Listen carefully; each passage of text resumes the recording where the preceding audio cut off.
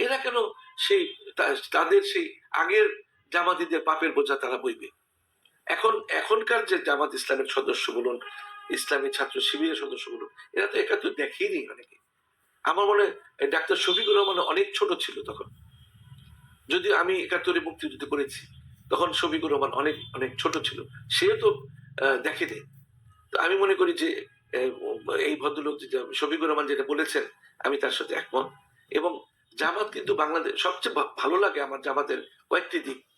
আগের জামাত যুদ্ধপরাধের সঙ্গে যুক্ত ছিল, কিন্তু বর্তমান মানে অ্যাজ এ হোল জামাত ইসলামের কয়েকটা দিক আমার ভালো লাগে।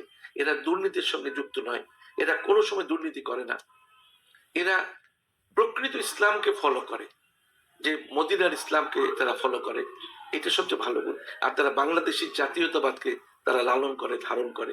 কারণ এরা কিন্তু মানে এই বাংলাদেশের জাতীয়তাবাদের বিরুদ্ধে এরা কিন্তু কোনো মতে ছাড় দিবে না। আমি মনে করি জামাত ইসলাম, তবে এখনো যদি জামাত ইসলাম আগের মেন্টালিটি ধারণ করে, আমি বলবো যে পরিবর্তিত হন, বর্তমান প্রেক্ষাপটকে ধারণ করুন।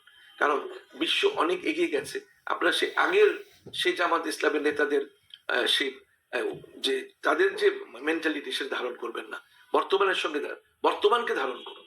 অভ্যুত্থানের পর নতুন বাংলাদেশে সরকারি কর্মকর্তাদের পুরনো স্বভাব কেন রয়ে গেল?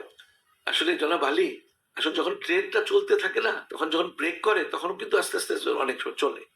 তো এই ফ্যাসিস্ট খুনি হাসিনা যেভাবে দুর্নীতির একেবারে ট্রেন চালিয়ে দিয়ে গেছে, এটা 5ই আগস্টের পর ইউনূস সাহেব ট্রেনের শিকল টেনে ধরেছে, তারপরে কিন্তু ট্রেন কিছু চলতে থাকে। এই যে মানসিকতাটা শেখ হাসিনা ঢুকিয়ে দিয়ে গেছে, এরশাদ ঢুকিয়ে দিয়ে গেছে, এটা কিন্তু হঠাৎ করে বন্ধ করে দেওয়া যাবে না। এই যে মানুষের মধ্যে লোভের সৃষ্টি করে দিয়ে গেছে, এই লোভটা তো অনেকদিন থাকবে।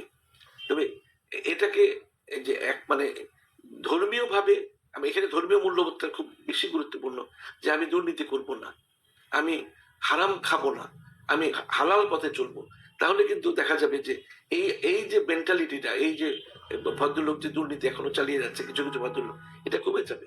আপনি দেখেন অনেক পাসপোর্ট আমি করতে গিয়েছিলাম, ওখানে কোনো দালাল নেই, আপনি অনলাইনে সবকিছু করবেন, একটি পয়সা আপনি অতিরিক্ত দিতে হবে না। আপনি বিমানবন্দরে যাবেন, দেখবেন অন্যরকম বাংলাদেশ তৈরি হয়ে গেছে। সুতরাং এই যে দুর্নীতির ধারাটা শেখ হাসিনা খুনি হাসিনা তৈরি করে দিয়ে গেছে, এটাকে একদম ফুল স্টপ করতে হবে। ফুল স্টপ মানে ফুল স্টপ, কোনো দুর্নীতি চলবে না। আগামী নির্বাচন এ যাবৎকালের ঐতিহাসিক করতে চায় প্রধান উপদেষ্টা ডক্টর ইউনূস, এমন বক্তব্য উনি রেখেছেন, আপনি কি বলবেন? আসলে উনি উনি অনেক যুগান্তকারী তো পদক্ষেপ নিচ্ছেন, যেমন যে ভোটারদের বয়স সীমা অনেক কমিয়ে দিচ্ছেন। এই তাহলে নতুন করে ভোটার তালিকা করতে হবে, এটা অনেক সময় লাগবে।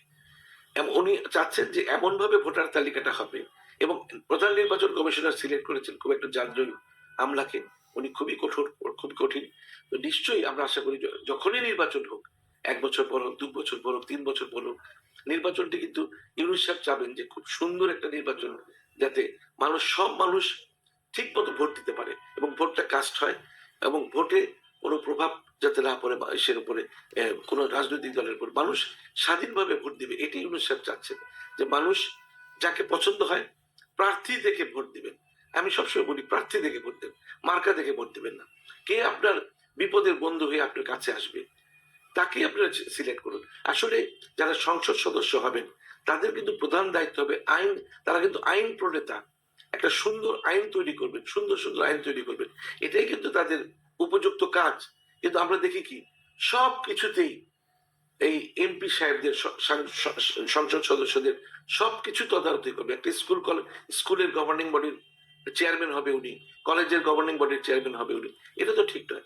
এমপি নির্বাচন করতে হবে একজন ভালো লোককে, সৎ লোককে, যেটা ইউনূস সাহেব চাচ্ছেন, যে সৎ লোকের শাসন, যাতে করে ভালো একটা নির্বাচনের মাধ্যমে, সুন্দর একটা নির্বাচনের মাধ্যমে, নির্ভুল একটা নির্বাচনের মাধ্যমে একটা সৎ লোক জাতীয় সংসদে আসেন এবং তাদের দিয়ে জাতি উপকৃত হয়।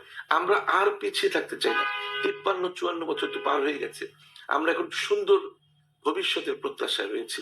সেদিন সুন্দর ভবিষ্যৎ প্রত্যাশা পূরণ করবে কারা?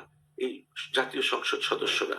সুতরাং ভালো যদি নির্বাচন না হয়, যেটা ইউনূস সাহেব চাচ্ছেন, ভালো নির্বাচন না হলে ভালো সংসদ সদস্য কিন্তু আসবেন না। শোনা যাচ্ছে অন্তর্বর্তী সরকার ব্যর্থ হয়েছে। এটা একদম ভুল। আমি বারবার এটার প্রোটেস্ট করি। অন্তর্বর্তীকালীন সরকারের অনেক সাফল্য আছে। আপনি যদি চিন্তা করেন যে ফ্যাসিস্ট হাসিনা কত বিলিয়ন বিলিয়ন ডলার লোন রেখে গেছে, ফরেন রিজার্ভ একেবারে শূন্যের কোঠায় নামতে এসেছিল, এখন ফরেন রিজার্ভ বাড়ছে, যদিও ডলারের দামটা অস্বাভাবিকভাবে বেড়ে গেছে। এটা একটা সরকারের এই দিকটা দেখতে হবে। দ্রব্যমূল্য অনেক কমে গেছে। সরকার কোন দিকে ব্যর্থ হয়েছে? হ্যাঁ, পুলিশ বাহিনীটিকে এখন গঠন করতে ঠিক মতো পারেনি।